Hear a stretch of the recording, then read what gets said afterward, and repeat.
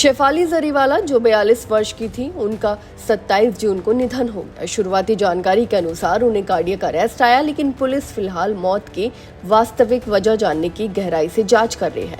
Postmortem report आने के बाद ही स्वास्थ्य संबंधित कई अनसुलझे सवालों के जवाब मिल पाएंगे। अहम बात यह है कि शेफाली कुछ समय से एंटी एजिंग ट्रीटमेंट ले रही थी। पुलिस जाँच कर रही है कि इस दौरान उन्होंने किन किन डॉक्टरों से संपर्क किया और उन्हें कौन सी दवाइयाँ दी गई। शुरुआती सूत्रों के अनुसार उन्होंने मौत से कुछ घंटों पहले ही एंटी एजिंग इंजेक्शन लिया था।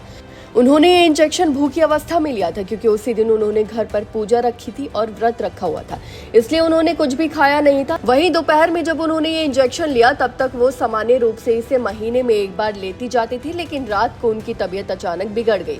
उन्हें सीने में तेज दर्द हुआ, जिसके कारण उनका पति पराग त्यागी उन्हें तुरंत अस्पताल लेकर गए। अस्पताल पहुंचते ही डॉक्टरों ने उन्हें मृत घोषित कर दिया।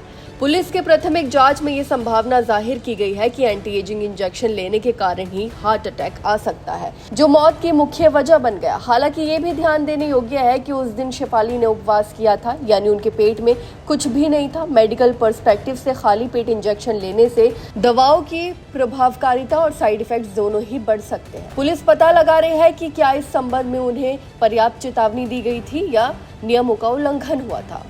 वहीं माता पिता और परिवार वाले इस समय बेहद सदमे में हैं। वो पूछ रहे हैं कि क्या एंटी एजिंग इंजेक्शन की वजह से उन्हें जान गंवानी पड़ी?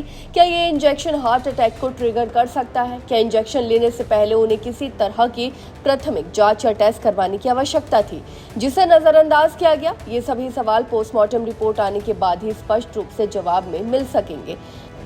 आपको बता दें कि पोस्टमार्टम 28 जून को पूरा हुआ था। पुलिस सूत्रों के अनुसार 30 जून यानी आज प्रारंभिक रिपोर्ट आ सकती है, जिसमें मौत का प्रमुख कारण पहले ही सामने आ जाएगा। वहीं अंतिम रिपोर्ट के लिए कुछ और समय लग सकता है। इसके अलावा पुलिस दूसरे पहलुओं पर भी जांच कर रही है। ये देखा जा रहा है कि शेफाली बिना डॉक्टर की सलाह या प्रिस्क्रिप्शन के कौन कौन सी दवाएं स्वयं प्रयोग कर रही थी। उनकी दवाइयां जिस मेडिकल स्टोर से आती थी, उस फार्मासिस्ट का बयान दर्ज किया जा चुका है। इस बात की भी पड़ताल हो रही है कि क्या फार्मासिस्ट ने उन्हें दवा जानकारी लिए बिना दी थी, खासतौर पर उनके स्वास्थ्य इतिहास और अन्य दवाओं के बारे में जाना था या नहीं जाना था।